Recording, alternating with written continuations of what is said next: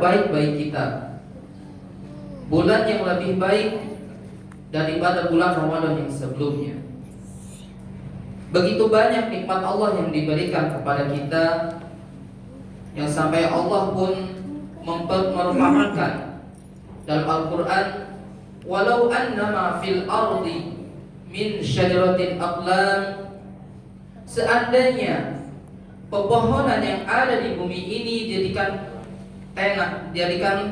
pena,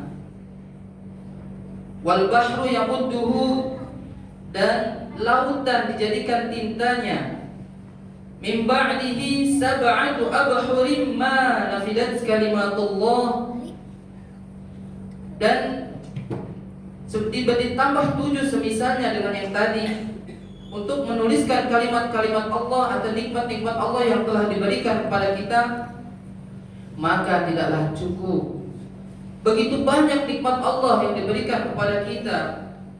Dari mulai bangun tidur kita bisa kembali menatap anak-anak kita, istri-istri kita. Kita diperpanjang kembali penglihatan atau nikmat mata kita. Begitu banyak nikmat Allah. Ketika kita bangun tidur kita bisa bernapas kembali. Berarti Allah memperpanjang kembali nikmat napas kita. Itulah nikmat Allah yang harus senantiasa kita syukuri. Yang perlu kita ingat pula, bahwasanya semua nikmat Allah yang diberikan kepada kita akan dimintai pertanggungjawaban. Jadi jangan kita enak-enak saja. Kita harus melihat apa yang sudah kita lakukan. Harus ada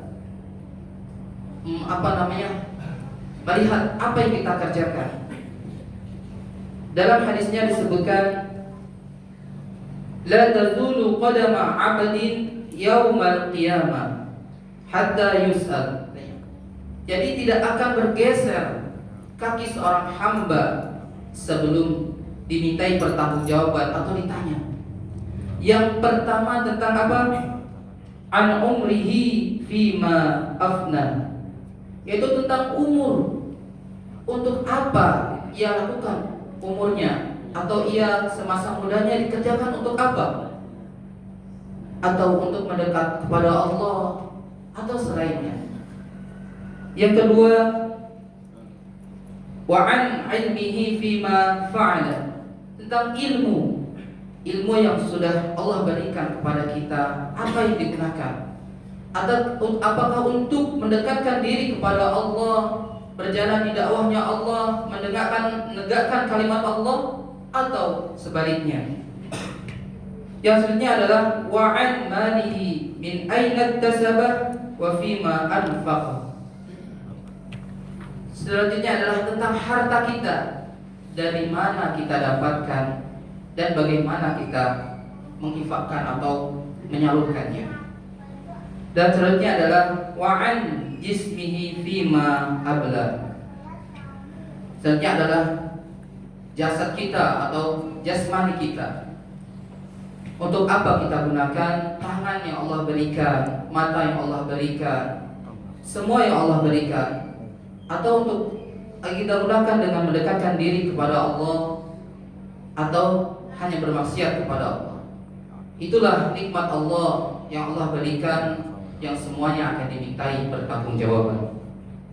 Hadirin rahimakumullah, insyaallah kita akan mengambil pelajaran dari hikmah peristiwa besar, yakni Perang Badar, yang dimana terjadi di bulan Ramadan, 17 Ramadan 2 tahun setelah hijrah Nabi SAW dari Mekah ke Madinah. Hadirin rahimakumullah, ada beberapa hikmah yang harus kita ambil pelajaran dalam surah, sudah tertulis di dalam surah Al-Anfal dari 1 sampai 41 dan seterusnya. Wa ma anzalna ala abdina yaumal furqan yaumal taqal jam'an wallahu ala kulli syai'in qadir. Ingatlah ketika peristiwa terjadinya turunnya wahyu yang bersamaan dengan pertempuran di lembah Badar. Ya, di sini adalah pertemuan antara hak dan batil, ya. Yaumul Furqan dan Yaumul Jam'an. Hikmah yang pertama adalah harus membersihkan niat karena Allah Subhanahu wa taala. Kita bisa melihat betapa banyaknya pasukan musuh, 1000 pasukan dengan perlengkapan yang cukup. Sedangkan kaum muslimin hanya 313, itu pun tidak cukup perlengkapannya. Bagaimana ini bisa menang dalam pertempuran itu? Yakni mereka adalah mempunyai niat yang kuat karena Allah Subhanahu wa taala, karena menegakkan kalimat Allah Subhanahu wa taala. Jadi yang harus kita ambil pelajaran adalah niat. Luruskan niat, insyaallah Allah akan memberikan pertolongan. Yang kedua adalah menomorsatukan Allah Subhanahu wa taala daripada yang lain.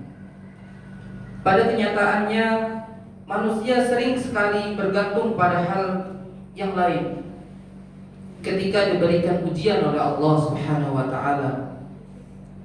Kita perhatikan Rasulullah SAW ketika